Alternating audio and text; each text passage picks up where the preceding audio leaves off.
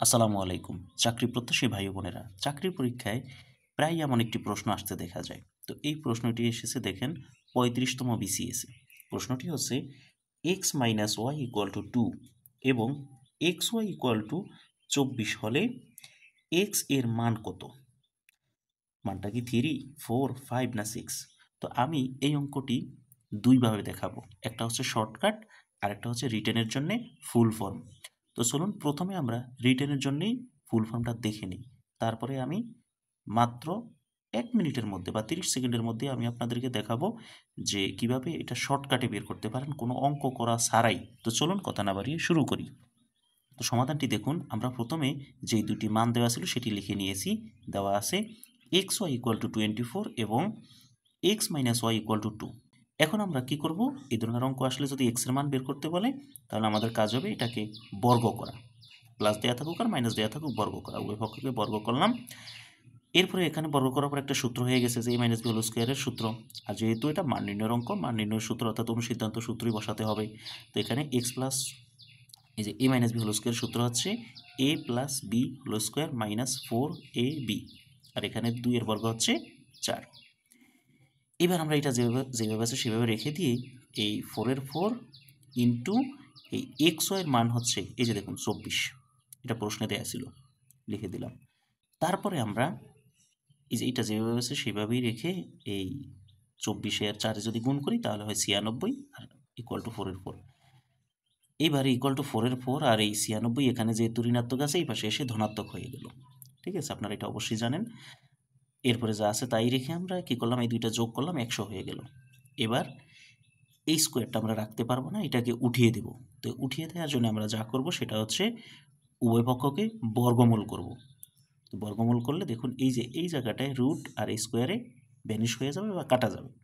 ঠিক আছে, তাহলে এখানে যে রুট আর স্কোয়ারে যদি কাটা যায় তাহলে থাকে এক্স প্লাস ওয়াই, আর এখানে এই 100 এর বর্গমূল হচ্ছে 10। তাহলে আমরা X plus Y equal to 10 পেলাম। আর মনে আছে অবশ্যই যে এক্স মাইনাস ওয়াই এর মান ছিল 2। এখন আমরা যেই কাজটা করব, আমরা এইমাত্র এক্স প্লাস ওয়াই এর মান পেলাম 10, আর প্রশ্নে এক্স মাইনাস ওয়াই এর মান দেয়া ছিল 2।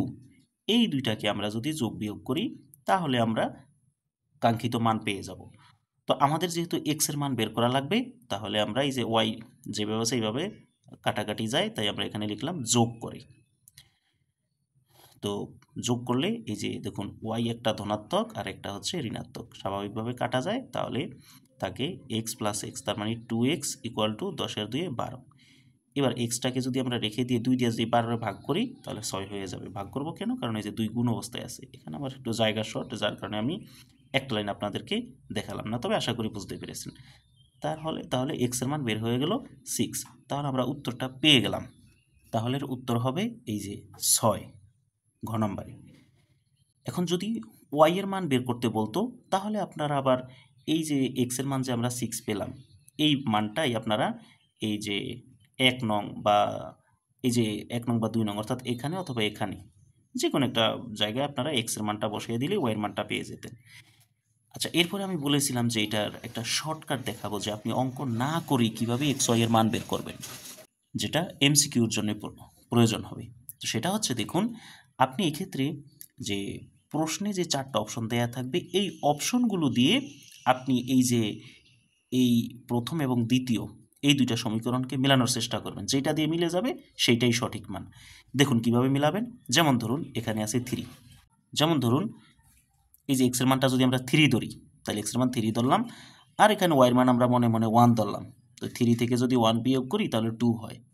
কিন্তু এখানে কি সেইভাবে হয় কিনা দেখুন, এই এক্স এর মান হচ্ছে 3 আর ওয়াই এর মান হচ্ছে 1। তো 3 আর একে গুণ করলে 3 একে 3, 24 তো আর হচ্ছে না, সুতরাং এটা বাদ। এবার 2 নম্বরটা দিয়ে দেখুন। এবার 2 নম্বরটা দিয়ে যদি দেখি এক্স এর মানটা যদি আমরা 4 ধরি, ঠিক আছে, তাহলে ওয়াই এর মানও ওয়াই এর মান ধরতে হবে 2। তাহলে 4 থেকে 2 বিয়োগ করলে থাকবে 2। তাহলে 4 আর 2, এখন 4 আর 2 গুণ করলে 4 দুগুণা 8, কিন্তু 24 তো আর হচ্ছে না, তাহলে 4 নাম্বারও বাদ। এইবার যদি আমরা 5 নাম্বার ধরি, দেখুন এক্স এর মানটা যদি আমরা 5 ধরি তাহলে 5 থেকে কত বিয়োগ করলে 2 হয়? 5 থেকে 3 বিয়োগ করলে 2 হয়, অর্থাৎ 5 আর 3, কিন্তু এখানে যদি 5 আর 3 গুণ করি 3 5 হয় 15, 24 কিন্তু হয় না। তাহলে লাস্ট অপশন। তো দেখুন এবার যদি আমরা এক্সের মানটা যদি 6 ধরি, তাহলে ওয়াইয়ের মান কত ধরতে হবে? ওয়াইয়ের মান ধরতে হবে 4, কারণ 6 থেকে 4 বিয়োগ করলে 2 থাকে। এবার এই 6 আর 4 গুণ করলে 4 6 24, তাহলে মিলে গেল। এইভাবে আপনারা আরও অনেক ধরনের অঙ্ক এই যে প্রশ্নে দেওয়া অপশনের সাথে মিল করেই আপনারা অঙ্ক না করে অ্যান্সার বের করে ফেলতে পারবেন। আশা করি বিষয়টি বুঝতে পেরেছেন।